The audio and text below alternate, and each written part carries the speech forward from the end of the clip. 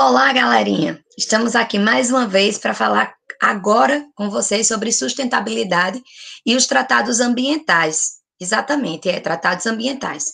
Nesses tratados ambientais, nós vamos falar um pouco sobre as conferências internacionais. Por que essas conferências internacionais elas passam a acontecer? Qual é exatamente o momento que essas conferências internacionais elas tornam-se evidentes para o mundo moderno? E por que essas conferências internacionais, elas se tornam tão eficazes e tão eficientes para o sistema capitalista? Porque existem dois pensamentos no mundo moderno. Os que defendem que a manutenção do sistema capitalista, para ela acontecer, nós pensamos que para o capitalismo ele se fortalecer, nós temos que continuar produzindo de forma aleatória e sem pensar no meio ambiente. Existem esses defensores que pensam que deve ser assim, e tem aqueles que nos mostram que, para a manutenção do sistema capitalista ser cada vez mais eficiente e para que nós tivéssemos, ao longo do tempo, a manutenção do próprio sistema, nós teríamos que pensar em formas mais viáveis de produção. E é a partir daí que nascem as primeiras conferências internacionais, como Estocolmo, em 1972. E é sobre isso que a gente vai começar a apresentar para vocês alguns pontos fundamentais sobre o projeto de sustentabilidade do mundo a partir da década de 1970.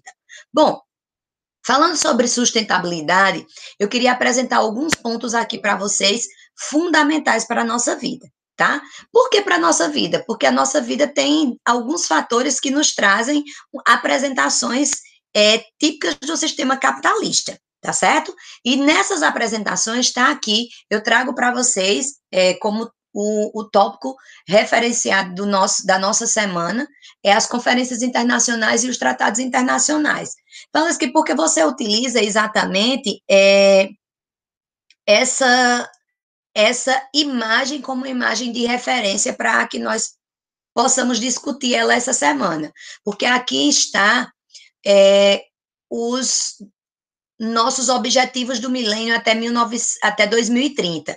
Nós tínhamos esses objetivos, que na verdade não eram 17, era um número menor, até 2015. Mas como nós não conseguimos alcançar esses objetivos, eles foram prolongados até 2030, como objetivos fundamentais para a sobrevivência do planeta e a sobrevivência das espécies e também do próprio sistema. Porque essa imagem aqui dos objetivos do milênio, ela está junto com todas essas bandeirinhas, porque todos os países que assinaram esses protocolos, eles devem ter esse compromisso de alcançar esses objetivos até 2030, ok? Aí, olha só, quando e por que é que surgem essas conferências internacionais? Elas surgem pela necessidade de frear os danos ambientais, e elas não surgem simplesmente por parte de ambientalistas, porque a gente costuma dizer que todo o processo de frear os problemas ambientais está ligado a alguma organização não governamental, as ONGs, ou algum ambientalista aí que resolveu trazer essa nova ideia.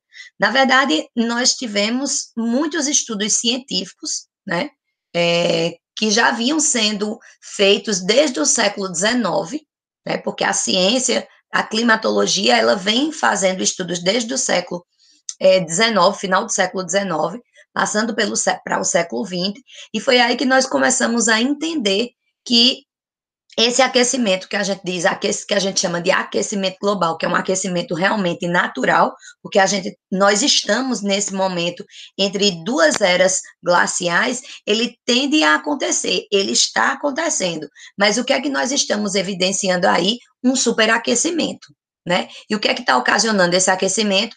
Aí vem para o que o próprio sistema está tentando driblar nesse momento, né? E aí que as lideranças de vários países começam a organizar e elaborar projetos que permitam o desenvolvimento econômico sem a destruição do meio ambiente. Ah, mas isso é uma utopia, Valesca. Vocês vão começar a entender que a partir do momento que a gente fala sobre as conferências internacionais, essas conferências ambientais aqui, essas reuniões em que as lideranças de diversos países discutem e criam projetos de desenvolvimento sustentável, né? Eles unem critérios para que não é que isso seja utópico, é que isso seja viável para que o capitalismo possa ter um prolongamento de vida. Eu sempre comento muito isso em sala de aula com os meus alunos, e sempre cito Bauman, né? Bauman é um dos melhores, hoje, para mim, um dos melhores escritores, um dos melhores caras que podem falar sobre o capitalismo. E em Modernidade Líquida, Bauman diz que o único sistema que pode quebrar o próprio sistema capitalista não é a criação de nenhum outro sistema, como nós tivemos na Guerra Fria entre capitalismo e socialista. O único sistema que pode destruir o capitalismo é o próprio capitalismo. E como é que isso pode acontecer? Bauman já evidenciava a própria destruição do sistema a partir da não manutenção dele do próprio desenvolvimento não sustentável, né? E a partir daí que a ONU cria um critério entre ONU e meio ambiente. Mas a ONU é criada em 1945 com outros critérios, a manutenção da paz. Mas entre a manutenção da paz está vários outros critérios que nós vamos discutir ao longo do ano, né? Como a questão da saúde, do comércio, e por aí vai outros critérios que a gente também vai discutir hoje aqui. E a primeira conferência que nós temos é a Conferência de Estocolmo, em 1972, na Suécia, onde tem duas linhas de pensamento totalmente antagônicas, onde os países desenvolvidos, né, defendiam que a única forma de impedir a degradação ambiental era estabelecer os limites para a produção e consumo, e para isso a gente chama essa proposta de uma proposta de desenvolvimento zero. A gente estabelece quanto se produz e quanto se consome, né? Enquanto os países em desenvolvimento ou subdesenvolvidos, eles defendiam o direito a manter o crescimento econômico livre, ou seja, a exploração dos recursos naturais. Então, ele era totalmente contrário a esse critério, né, de estabelecer um limite de produção e de consumo. E essa proposta dos países subdesenvolvidos ou em desenvolvimento ficou conhecida como desenvolvimentista. É seguir a linha do desenvolvimento independente de nós estarmos causando danos ao meio ambiente ou não. Então, cria-se aí um choque de pensamentos. E é em Estocolmo que a gente pensa, não, se existe tanta diferença em tantos critérios assim, a gente tem que pensar em algo que possa unificar e sairmos daqui com algo muito criterioso e que possa trazer resultados. E o que é que pode trazer resultados? Está aí assinado os documentos de Estocolmo, né? E dentre esses documentos de Estocolmo, né, a grande conquista dessa conferência foi a criação do Programa das Nações Unidas para o Meio Ambiente, o PNUMA, que passou a coordenar diversas atividades da ONU sobre o meio ambiente, tá certo? Bom, mas isso vai rolar durante algumas décadas, né? Em 1987, a ONU apresentou um relatório, depois de 1972, ela apresenta um relatório sobre o meio ambiente intitulado Nosso Futuro Comum. E ele foi elaborado com base no conceito de desenvolvimento sustentável. Onde é criado o conceito de desenvolvimento sustentável? Eu vou voltar. Aqui, nesse documento criado em Estocolmo. Lembrem-se, galerinha, em toda e qualquer questão ligada a Estocolmo, seja do Enem ou seja de qualquer outra banca, lembrar sempre que o conceito intitulado Desenvolvimento Sustentável, ele é criado na Conferência de Estocolmo em 1972, tá? Então, esse conceito de desenvolvimento sustentável é criado em 1972. Então, o nosso futuro comum, né, ele vem desse conceito aí de 1972. Em 1987, né, quando nós temos aqui o resultado desse relatório, nós temos o Protocolo de Montreal. E aí, esse Protocolo de Montreal, ele é assinado, né? E é uma grande conquista do Protocolo de Quioto, porque é quando ela é considerada, né, um dos mais bem-sucedidos protocolos, porque até então nós não tínhamos tantas adesões de países. E nesse momento nós tivemos a adesão de 150 países. Ou seja, os países passam a ser signatários desse protocolo, comprometendo-se à diminuição da emissão de substâncias nocivas à camada de ozônio, como o gás carbônico. né, que a gente sabe que é extremamente prejudicial e que nós estamos nesse processo aí, buscando eliminar isso durante muito tempo. Nós estamos nesse processo de destruição desde a primeira revolução, segunda revolução industrial, como já estudamos anteriormente. Então, aí, no dia 16 de setembro, tá certo? De 1987, é que o protocolo de Montreal entra em vigor e foi declarado o Dia Internacional para a Preservação da Camada de Ozônio.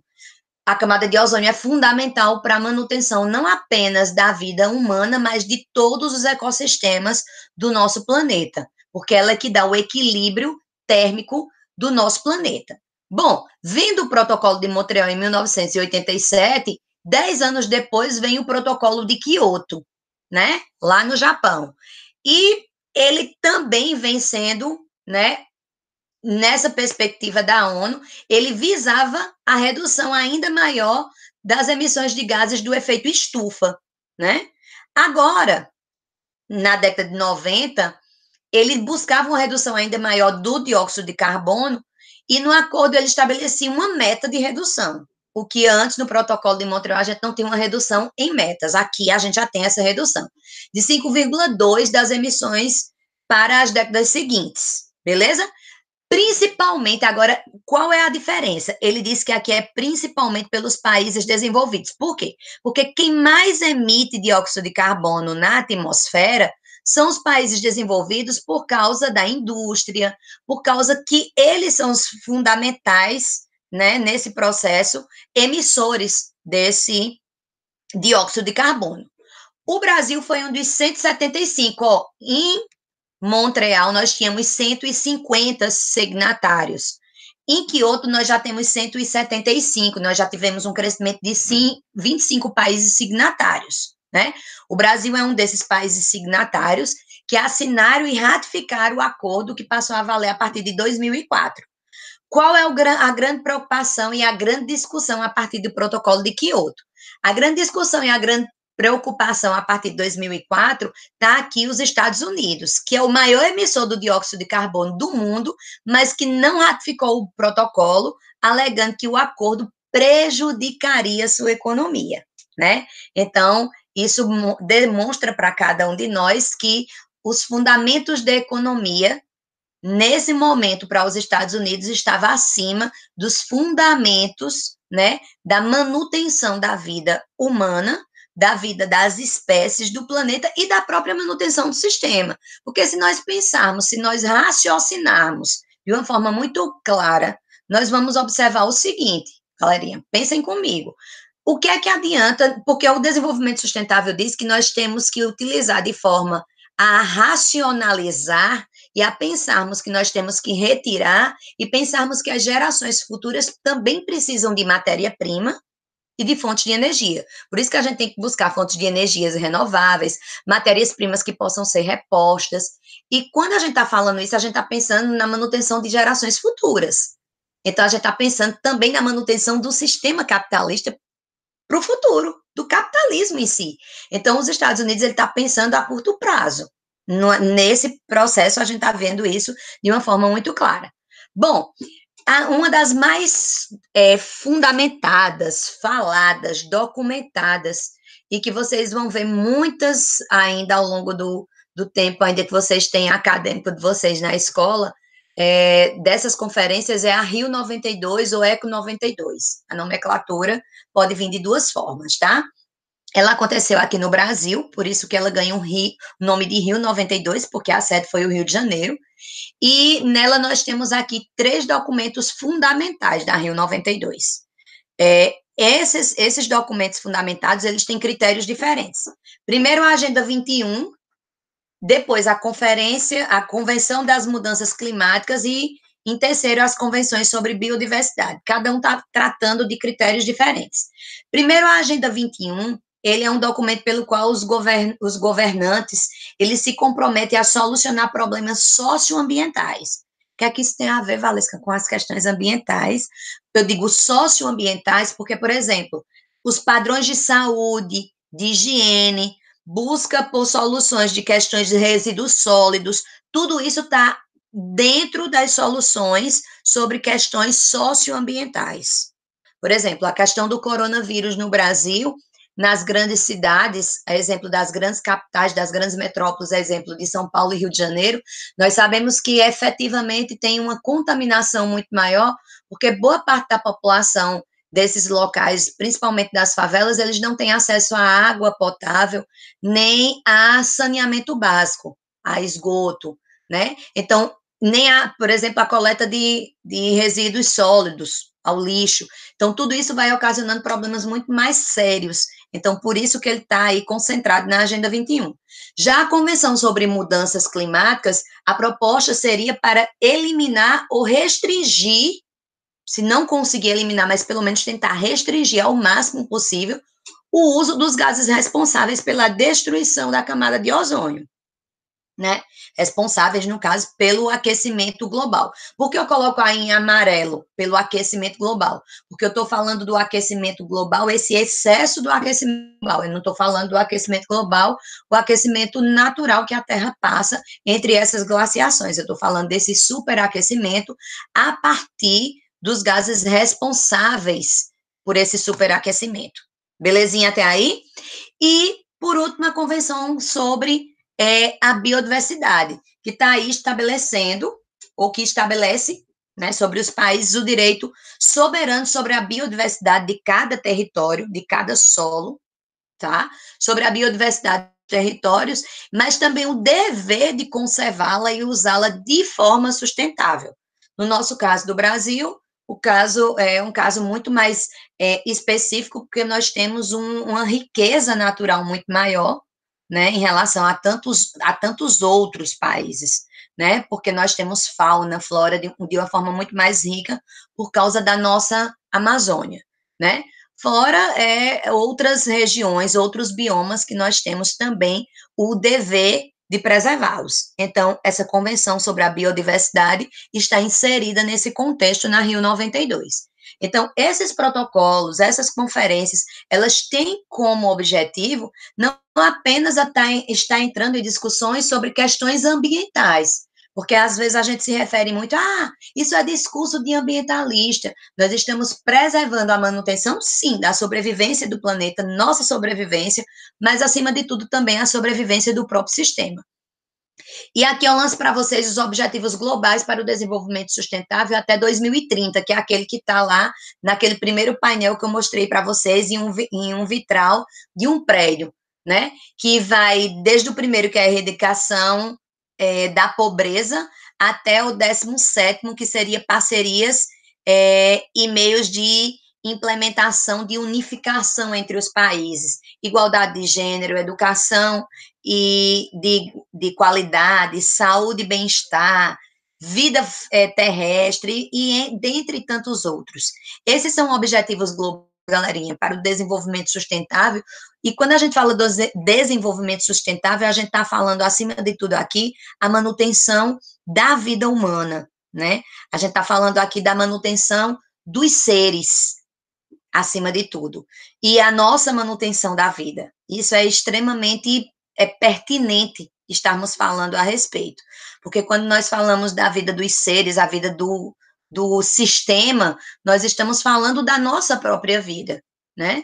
A gente não está mais em um conflito de guerra fria entre dois sistemas econômicos totalmente antagônicos. A gente está aqui em um único sistema, que é o sistema capitalista, mas a gente está na manutenção, na tentativa da manutenção de fazermos com que quem vive esse próprio sistema tenha a consciência de agregá-lo, e agregá-lo de uma forma que nós possamos ter uma vida longa do sistema, mas uma vida longa não apenas do sistema como sistema econômico, mas a sobrevivência e a manutenção da vida de quem está dentro dele. Essa seria a lógica mais viável de tudo. Bom, esse foi o nosso momento assíncrono. Espero que vocês aproveitem, façam todas as atividades que vai estar aí no material de vocês, nos formulários. Tem um vídeo muito legal, uma reportagem muito interessante, falando sobre o derretimento das geleiras. Eu quero que vocês aproveitem essa reportagem, assistam, que vai valer muito a pena e vai ajudar também vocês no momento síncrone. E no momento síncrone, eu espero vocês para que vocês possam tirar todas as dúvidas referentes e pertinentes a esse conteúdo que nós vimos agora, tá bom? Um beijo no coração de vocês e espero encontrar vocês o mais breve possível para que a gente mate nossa saudade, tá? Um beijo de verdade no coração de cada um e a gente se vê na próxima semana.